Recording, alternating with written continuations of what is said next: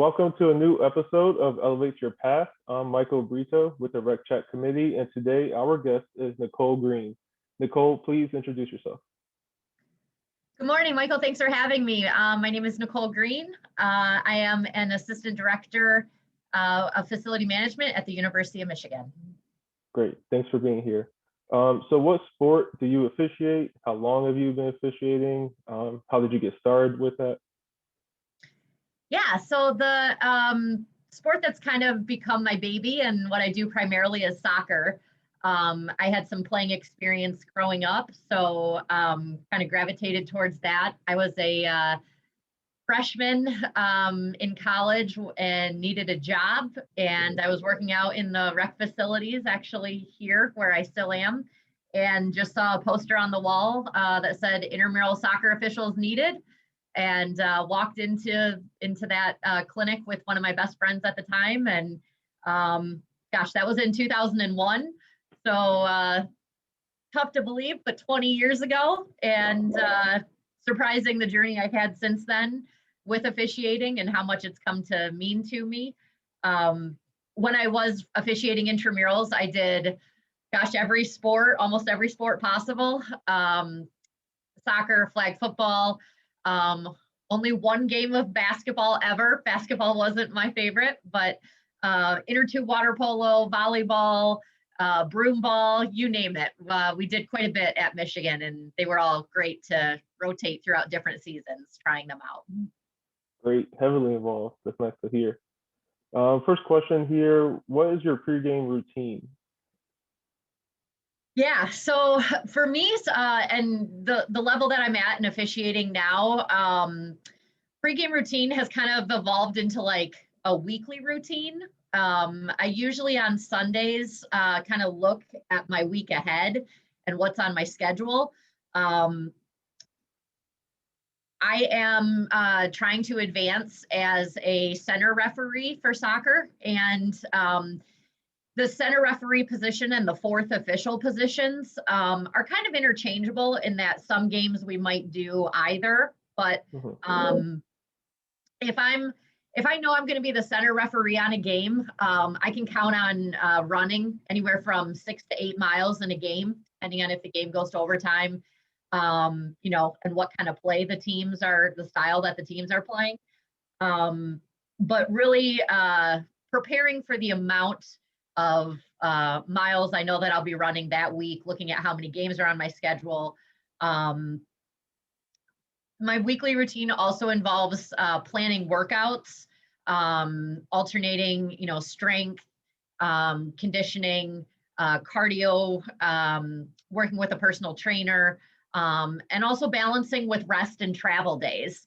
So sometimes, I do have to build in those days that I just have to force myself to take off and need a break, and trying to figure out really just how my body is feeling. Do I need that the day going into the game, or is it better to take that the day after the game? And a lot of times the travel, if that involves a flight or like a longer 4 or 5 hour drive, sometimes that'll also dictate based on the schedule. I've also really, I guess more recently, been trying to focus on nutrition and meal preparation. One of the things that is really important is just to make sure that your body is ready with enough hydration and the right fuel to be ready for those high exertion days and games. And so usually any of the travel that I do, I'll make sure to pack a bag of snacks and water or hydration drink mixes, or something easy that I can have with me, and grab a protein bar or a snack that's going to be a little bit better than fast food. All right. A lot of preparation and dedication. It's great to hear. So you mentioned this a little bit. What are your officiating goals for the future? Yeah, so for soccer in this country, we kind of have a couple different paths that we can go down. And I think soccer is a little bit unique from some other sports like football and basketball. At this point, I'm able to officiate kind of the highest level of NCAA games in Division I. And then I'm also, kind of aspiring to get to, I'm a national candidate right now within US soccer. So those two sides of things, the NCAA side and then the US soccer side, are two completely different tracks for requirements and fitness testing and certification, and even the rules and the laws are different. So it's knowing the difference in the rules and the laws and how to administer them, obviously during games. Um, but so some future goals within US soccer. I have kind of the last checkbox for me to complete is to run a fitness test here coming up pretty soon. And as long as I'm successful doing that, then I will achieve a national badge. I think there will be 12 women referees in the country who are at that level. We have some FIFAs who are higher than that, I think about 4, but that would put me in some pretty good company, and I would feel very honored to be considered a national official in the United States. And so that's coming up soon. That would also help me be qualified and considered to do certain games, certain professional level games, and then working with assigners to potentially be eligible for professional games. And then on the NCAA side, I am, continuing to try to get on different assigners lists and to be able to work in different conferences. I do games in the Big 10, Big 12, MAC, Horizon, Conference USA, Big East. There's still a couple, believe it or not, that I'm still working on and would love to do games on, but it's a really great opportunity to travel and to see a lot of different play by working in different conferences. And so I've enjoyed doing that. That's awesome. And best of luck with the fitness test. You sound prepared, so I think you'll be fine. So going back, what has been your involvement with the NERSA Championship Series? What capacity were you involved in? What was that experience like? Yeah, so going back to 2001, and it's been a while, and it's been in a lot of different iterations, but flag football was the second sport that I picked up officiating. It was the second season, and flag football flag football taught me so much as an official. So going to the regional tournaments, being selected to go to nationals. I did go to the National Flag Football Tournament as an official for 3 years in a row. And in my third year going, was selected as an All-American.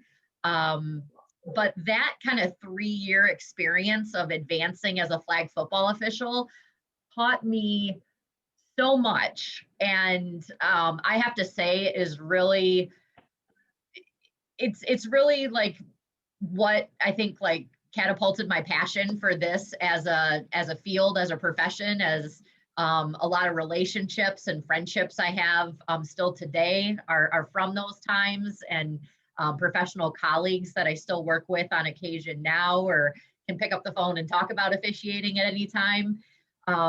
Also colleagues that I continue to work with in a professional capacity with the NERSA Flag Football Editorial Board. So for several years while I've been a professional, I have also been involved with the rules book, flag football rules book, and editing that, and the transition that we did about 6 or 7 years ago to set up the editorial board, and have the editorial board be responsible for reviewing the flag football rules. And that's been that was incredibly rewarding to be a part of. And again, the connections that I built with people as officials were then some of the people that I was then working with on that editorial board project. So that was great. And then I would say from an officiating standpoint, it taught me so much, a level of professionalism. We talked about the planning and the preparation, and when you go to these tournaments and these events, or even just a single game, You're always being watched. You're always being kind of talked about. It's not always what you do on the field, but sometimes what you do off the field that can help or hurt you the most.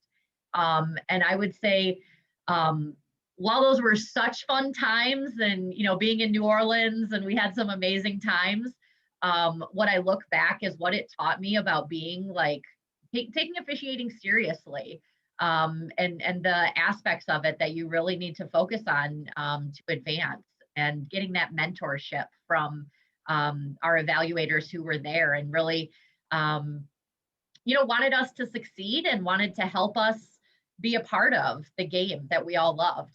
So those were great experiences. Wow, that's a lot. Looking back on your career, is there anything you wish you could do differently? Is there maybe something you wish you knew when you first started officiating? Yeah, so the component of soccer that I think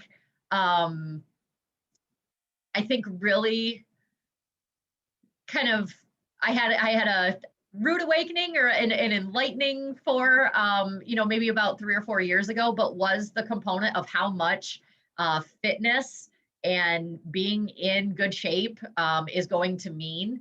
Um, there there were times and moments where um, really in my evaluations and debriefing from games, talking about things like being in the right position, having the right angle on calls, some of those things led to conversations then about, um, could my fitness be improving? Was I walking more than I was running? Could I get to that top end speed, like the higher level speed, like the players on the field were getting to? Or was I, 40, 50 yards trailing behind play, and so therefore not in the right position to make the right calls? Um, so again, for me, for soccer and the fitness that it requires to have a good balance of the running, the strength, um, it really surprised me, that it's something that I wish I would have known sooner, and that I think, while in other sports I fully understand there are standards and expectations in appearance as well. The fitness testing and the high level of physical fitness is the thing that I would say, I think soccer really surprised me, and that I've tried to make improvements in myself to be able to advance to the highest levels. Right, it's a whole different level for soccer there. So moving on, we have our rapid fire questions. So I'm just gonna list some things real quick, and you tell me what comes to mind. All right. So if you officiate another sport, what would it be? Flag football. I mean, that was I mean, I thought about doing tackle football, but Mhm. flag football, if I could go back and do flag, I loved it. Nice. Beach or mountains? Oh, beach for sure. Adidas or Nike? I'd go Nike. Nike, and kind of in the soccer world, we have one company that typically does a lot of our uniforms and a lot of pregame apparel and polos and stuff, and that's OSI, Official Sports International. But Nike and OSI are kind of our staples. There you go. Do you have a favorite city to travel to? Favorite city and favorite trip I think I've ever taken was to Portugal, and Wow. I'll call out Lisbon. I absolutely loved Lisbon, Portugal. Um, Went to 4 or 5 other towns also in Portugal, but Lisbon was this amazing. The people, the value, the hospitality, the food. It was phenomenal. That's great. Pre-game conversation or post-game conversation? I really like the post game debrief. And as I think we all know, video is becoming more and more part of Mhm. our world, whether we like it or not. But as any opportunity I get, I love to go back and watch my games after the fact. So, kind of that post game, if I can clip some videos, and if I had some tough decisions, if I can send, a little 30-minute clip, other soccer referees, and even just get other people's opinions. Hey, do you think I got the call right or not? That really helps me grow and develop as an official. Right. Gatorade or Powerade? Gatorade, 100% lemon lime. Nice. And do you have a favorite call or signal to make? Oh gosh. You know, I guess I'll go the opposite. In soccer, the red card and how sometimes the red card and the dismissal or the removal from the game can be part of a normal play that a player does, just at like really high intensities. Those are the really tough decisions that we have to make. And Mhm. sometimes those red cards also have implications for a 1 game or a 2 game suspension. Um, so, I like to be a referee that doesn't really have a huge impact on games. I like to let the players decide the outcome of the game. But when we do have to employ those red cards and those ejections and those future suspensions for safety reasons, and um, those are the tough ones for me to make. Right. Last one here. Give me your best estimate. How many times have you read a rule book? Oh my gosh. Oh, constantly, Hmm. constantly picking it up. I really love now we've had a couple different the IFAB laws of the game now is in an app form where it's on our phones constantly. We can pull up the app, pull up the exact law of the game. It's super helpful, but yeah, hundreds in a season easily that I open a rule book and read it over or check up on something. Of course. Well, Nicole, this has been a pleasure, and your passion for this field is clear, and you sound very prepared for the moment. So thank you for being here and talking about your journey. Thank you for having me. So thank you for watching this last episode of our official series for Elevate Your Path. Stay tuned for other series coming in the future. Make sure to follow and like us, subscribe on Twitter.